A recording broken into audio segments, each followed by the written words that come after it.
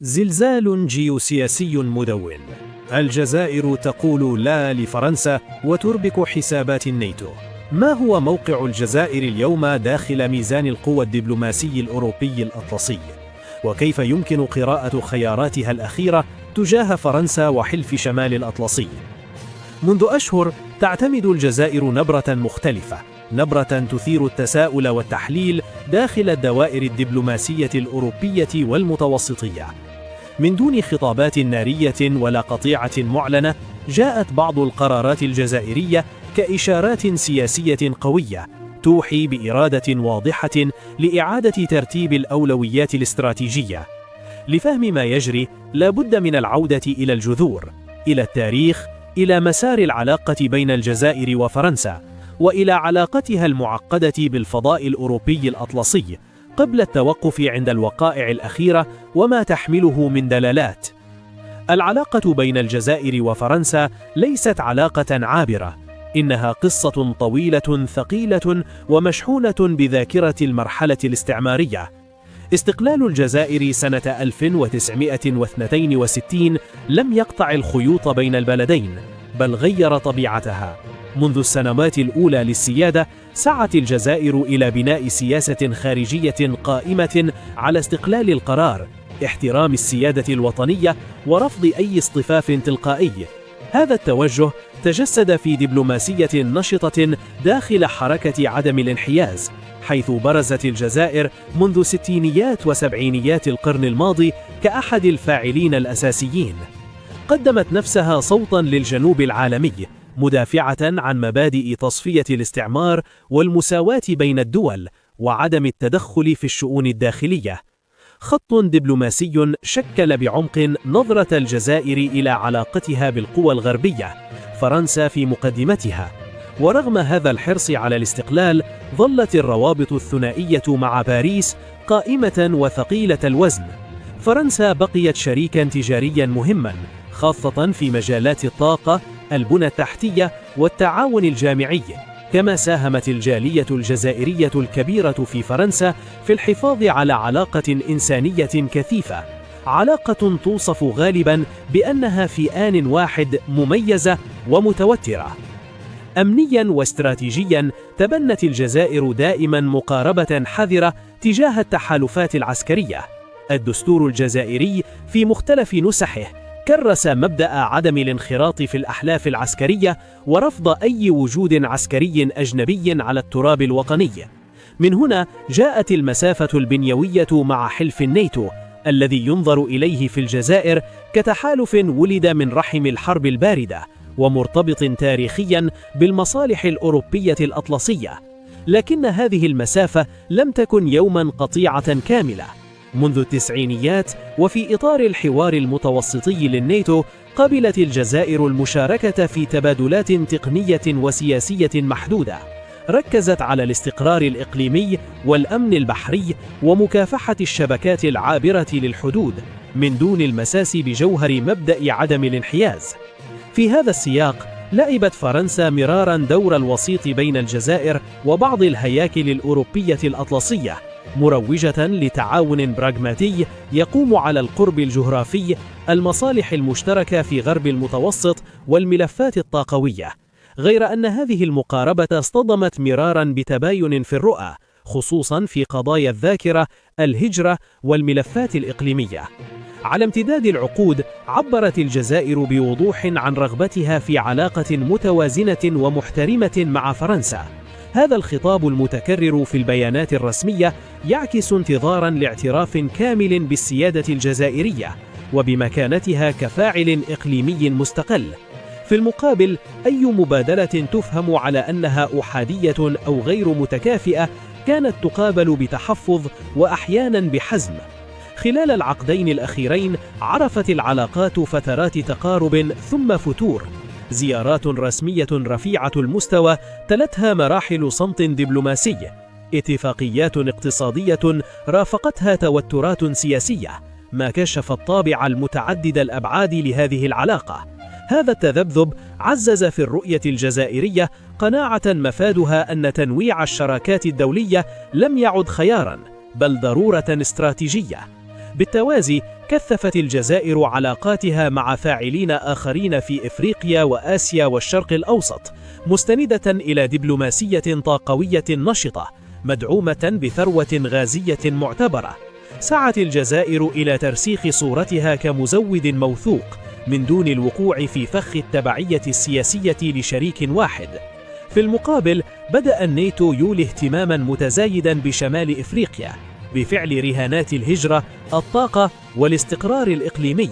هذا التطور فسر في الجزائر أحيانا كمحاولة لتوسيع نفوذ الأوروبي الأطلسي جنوب المتوسط. الرد الجزائري جاء ثابتا: تعاون انتقائي، حوار مفتوح، لكن دون أي اندماج مؤسساتي. ضمن هذا الإطار التاريخي والدبلوماسي تفهم المواقف الجزائرية الأخيرة ليست قطيعة مفاجئة، بل استمرارا لمسار طويل.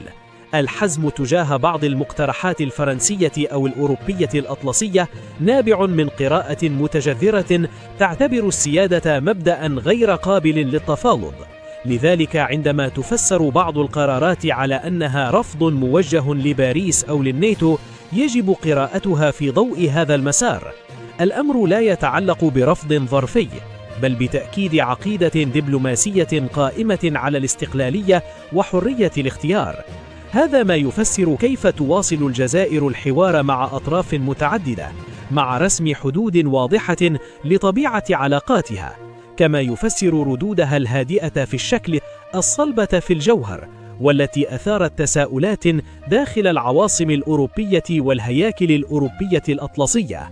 في الأشهر الأخيرة برزت قرارات ومواقف لفتت انتباه المراقبين الدوليين، قد تبدو منفردة تقنية أو محدودة، لكن تتابعها رسم صورة إعادة تموضع دبلوماسي واع، خاصة تجاه فرنسا والفضاء الأوروبي الأطلسي. أولى الإشارات تمثلت في تطور الحوار السياسي بين الجزائر وفرنسا.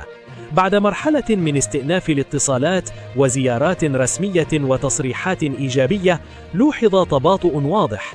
اجتماعات أجلت وخطاب رسمي أصبح أكثر تحفظا ودقة. في هذا السياق شددت الجزائر مرارا على مبدأ المعاملة بالمثل والاحترام المتبادل. خطاب لم يعلن القطيعة، لكن ذكر بثوابت السياسة الخارجية. التذكير المتكرر بالسيادة في اتخاذ القرار فهم كرسالة لتأطير طبيعة الشراكات المقبلة. بعض الملفات الحساسة عرفت بدورها مراجعات: التعاون الأمني الإقليمي خصوصا في غرب المتوسط والساحل، قوبلا بمقاربة أكثر تحفظا. الجزائر أكدت التزامها بالاستقرار، لكنها شددت على أن أي تنسيق يجب أن يتم في إطار متعدد الأطراف يحترم الصلاحيات الوطنية. علاقة الجزائر مع الناتو هي الأخرى خضعت لتدقيق، ورغم الحوار المحدود القائم منذ سنوات، استقبلت بعض مقترحات التعاون الموسع بحذر. الجزائر ذكرت بوضوح أن هذه الاتصالات لا يمكن أن تؤدي إلى اندماج مؤسساتي أو تغيير عقيدة عدم الانحياز. تصريحات رسمية شددت على الطابع السياسي الاستشاري الصرفي لهذه الاتصالات في محاولة لإزالة أي لبس. في الوقت ذاته كثفت الجزائر تحركاتها مع شركاء آخرين، زيارات دبلوماسية إلى إفريقيا وآسيا والشرق الأوسط، واتفاقات في مجالات الطاقة، البنى التحتية والتعاون الاقتصادي. الطاقة كانت في قلب هذا الحراك. الجزائر عززت مفاوضاتها لتأمين اتفاقات طويلة الأمد قدمت كخيارات اقتصادية وأمني طاقوي من دون بعد سياسي إقصائي، لكنها أعادت رسم توازنات مع بعض الدول الأوروبية، فرنسا بينها. مؤسساتيا أكدت الجزائر تمسكها بالأطر متعددة الأطراف من خلال حضور نشط في المنتديات الإفريقية والدولية، والدفاع عن مواقف تقوم على الحوار والتعاون لا على الاصطفاف. لغة الخطاب الرسمي بقيت هادئة تجاه فرنسا والناتو بلا تصعيد لفظي ومع مسافة واضحة. التأكيد المتواصل على احترام الخيارات السيادية وعدم التدخل عكس إرادة في رسم الحدود دون تفجير الأزمات. داخل الأوساط الأوروبية هذه الإشارات أثارت تساؤلات بين من دعا إلى فهم أعمق لأولويات الجزائر وبين من نادى بتعزيز الحوار لتفادي سوء الفهم. تعدد القراءات يعكس تعقيد المشهد وصعوبة اختزال قرارات تبنى على زمن طويل. الرأي العام الجزائري بدوره يتابع بدقة. النقاش الداخلي يركز على ضرورة حماية الاستقلال السياسي مع الحفاظ على علاقات متوازنة. هذا البعد الداخلي يلعب دورا أساسيا في طريقة تواصل الجزائر وتصرفها خارجيا. في المحصلة لا قطيعة مفاجئة، بل سلسلة تعديلات منسجمة مع خط تاريخي واضح. اللا التي يتحدث عنها البعض ليست رفضا موجها، بل تأكيد مبدأ، موقف قائم على الاستمرارية وعلى توضيح الخيارات الاستراتيجية. في الجزء التالي سيتناول التحليل الرهانات التي تطرحها هذه الخيارات على الجزائر وعلى فرنسا وعلى التوازن الإقليمي بقراءة هادئة ومتوازنة دون إسقاطات أو أحكام مسبقة. الخيارات الدبلوماسية الجزائرية الأخيرة تقرأ كاستراتيجية توضيح لا كسياسة ابتعاد منهجي. بإعادة تثبيت الخطوط الحمراء تذكر الجزائر بالإطار الذي تريد أن تدار ضمنه علاقاتها الخارجية، خاصة مع الشركاء الأوروبيين والأوروبيين الأطلسيين. الهدف المركزي يبقى حماية استقلال القرار، هامش حركة يسمح بالحوار مع الجميع دون الانتماء إلى أي منظومة مؤسساتية بعينها. من زاوية فرنسية، هذه الإشارات تستدعي إعادة قراءة للعلاقة الثنائية وأخذ الحساسية التاريخية والأولويات الاستراتيجية الجزائرية بعين الاعتبار. علاقة معقدة سياسية واقتصادية وإنسانية تحتاج توازنا دقيقا بين الحوار والواقعية والاحترام. أما على مستوى الفضاء الأوروبي الأطلسي، فالموقف الجزائري يذكر بحدود المقاربات الموحدة تجاه جنوب المتوسط وبضرورة تفصيل التعاون حسب الخصوصيات الوطنية.